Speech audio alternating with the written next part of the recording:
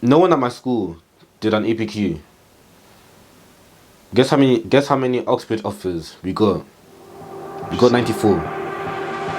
Time ticks and decays, never to return, never to feel whole. Isn't it so easy to lose yourself in time, to draw a finish line, to give yourself to one beyond what's good and bad? It kills me not to know.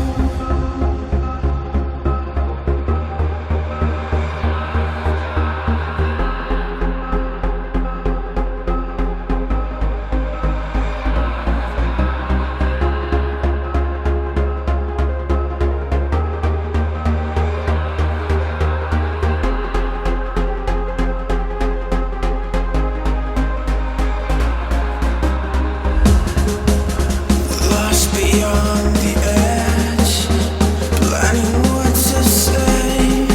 It kills me not to know, but yet I carry on, letting go of safety, holding on to fear. Will you be there when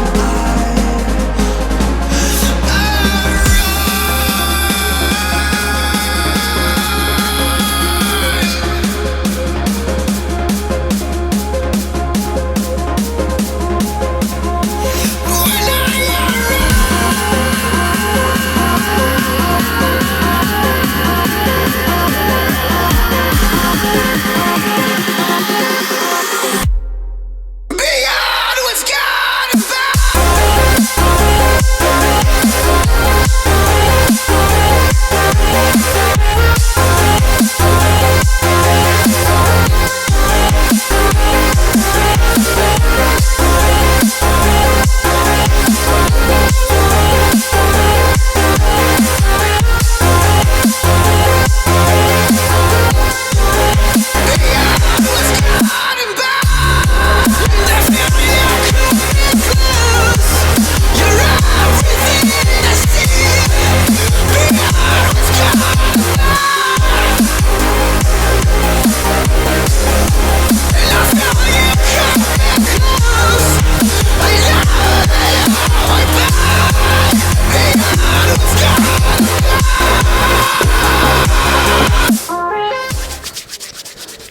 YouTube, what it do? It's your boy Spencer, man.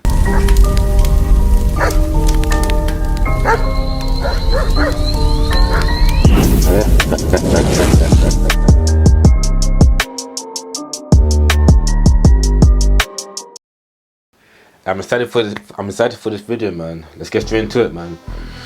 Do you need to do an EPQ to be successful in getting a place at a top roster group university? Alright, I'm gonna keep it a buck.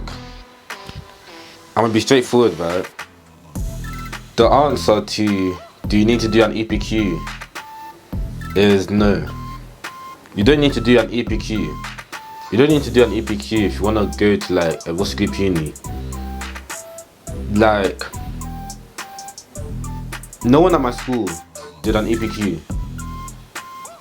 Guess how many Oxford offers we got? We got 94. So that already told you that you don't need to do an EPQ to get into like a top uni. However, an EPQ may be beneficial for students doing humanities and for students that are applying to do humanities subjects at uni, such as English, geography, history, all of that, right? So that's the only case in which doing an EPQ would be beneficial. But then again, you have to weigh up like the costs and benefits. Like, although an EPQ may give you an advantage when it comes to applying to uni for humanities, right? you may also sacrifice your A-level grades by doing an EPQ. Because what an EPQ is basically a project that you have to do when applying to uni, right? So it gives you an extra qualification. So APQ stands for Extended Project Qualification. And a lot of time has to be invested in doing an EPQ. Like it takes people months to do an EPQ. Like I know people where they started the EPQ in October and they finished in April.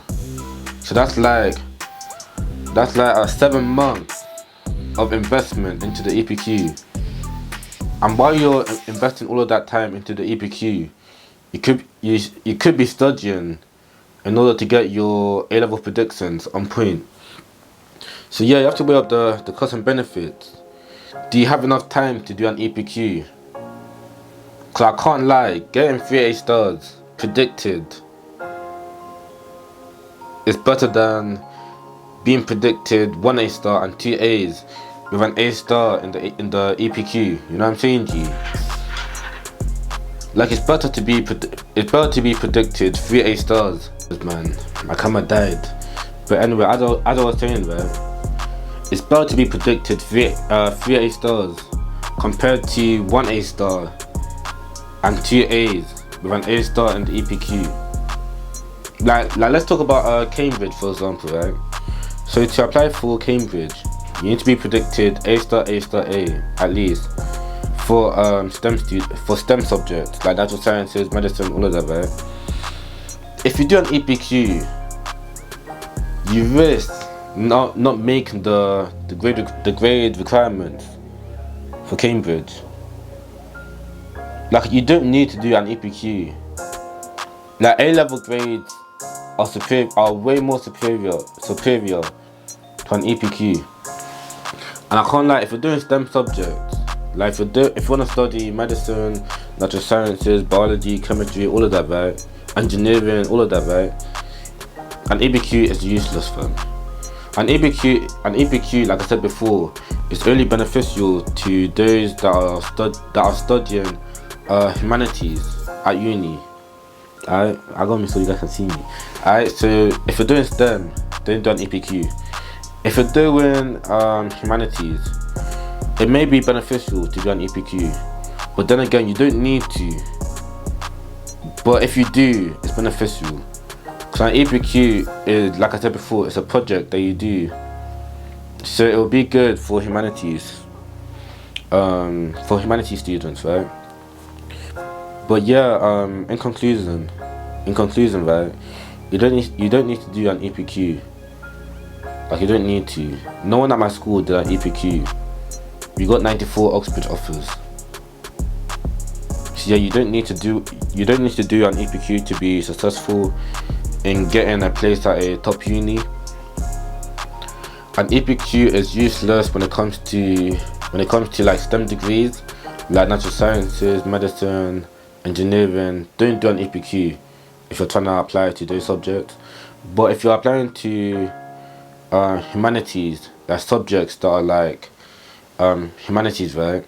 Like English, geography, history, politics, then an EPQ may be useful, and you can demonstrate your debating skills, your researching skills, your essay skills, all of that, right? And yeah, man, but then you have to weigh up the cost and benefits when it comes to like the time investment into the EPQ, because you still want to make sure that you're predicted your 3 A stars, right? So yeah, man, that's the end of the video, man. Like I always say, if you grind, you'll succeed. If you do nothing, you'll simply stay the same, G. Alright? Let's get straight into it, man. Let's go.